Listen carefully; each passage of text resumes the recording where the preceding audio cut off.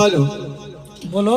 और काहे खाती शादी में ओ हमारा के बोलो हो बनल रहा।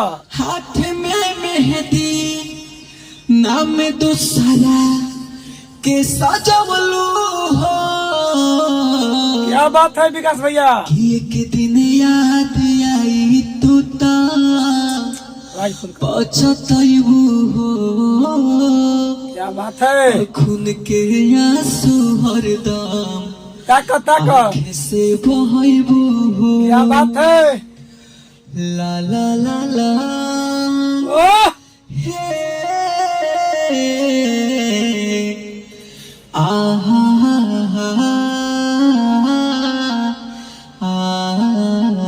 बनल रहा विकास भैया बनल रहा। वादा भी तोड़ दे बेलू फिर सही जोड़ी साथ भी छोड़ दे बेलू काहे विकास अंतु के ओ दिलवा तोड़ दे बेलू। ओ हो वादा भी तोड़ दे बेलू साथ भी छोड़ दे बेलू काहे विकास अंतु से ओ मुहवा मोड़ ले बेलू। एक दिन याद आई तू पछतैबू। यहाँ पर ही रही राजा सिंघनिया के ठीक ना। खून के आंसू हरदम डमी अभी आँखें से बहैबू। अभी विकास भैया का भोकल है ठीक ना। भोकल है बहुत जल्द गाना आने वाला है मेरा लिखा हुआ है। और भैया बोलिए। बहुत खुशी के बात बा कि आज फिर से हमनी के भेंट भइल। भैया कहनी है कि एगो लाइव गाना सुना दी। बिल्कुल बिल्कुल कहनी है जरूर जरूर जब लाइव गाना सुनाईम तो कम से कम संगे हमारे श्रोता समाज भी रहे के चाहिए। बिल्कुल काहे ना। भैया हो बहुत अच्छा लागल।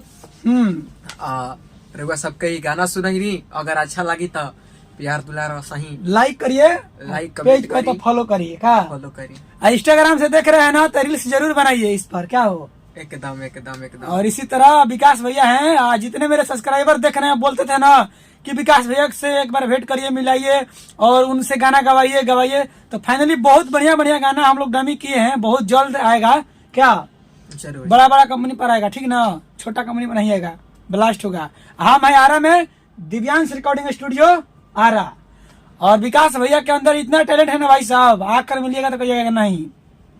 गाना भी रिकॉर्डिंग करते हैं मिक्सिंग भी करते हैं गाते ऐसा है ना कहिए मत कि कोई भी सिंगर आता है तो बोलता है कि यार पहला बार ऐसा रिकॉर्डिंग स्टूडियो वाला है मतलब पहला बार ऐसा हम देखे हैं रिकॉर्डिंग वाले कि इतना अच्छा से गाते हैं। हालात ऐसा है कि ये गाना बहुत अच्छा गाते हैं लेकिन इनके अंदर इतने कलाकारी है कि देखिए इनके अंदर रिकॉर्डिंग भी करते हैं। दिव्यांश रिकॉर्डिंग स्टूडियो में है रिकॉर्डिंग मिक्सिंग जितने भी रितेश पांडे का है चाहे कल्लू का है चाहे सोना सिंह का है सबका रिकॉर्डिंग यही करते हैं। रिंकू जैसे लेके मैंने जितने भी सुपरस्टार हैं सब लोग का ये कर रहे हैं और करने का भी पवन सिंह का बहुत जल्द मौका मिलेगा इनको।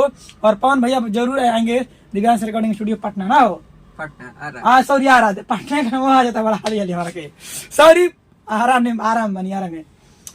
चलिए विशेष क्या बोलेंगे फिर हम वीडियो बनाते हैं बहुत इनसे गवाते हैं लाइव गाना ना। आप लोग बोलते हैं कि लाइव गाना गवाइए बहुत अच्छा लगता है लाइव गाना गवाएंगे। चलिए अगली वीडियो में मिलते हैं।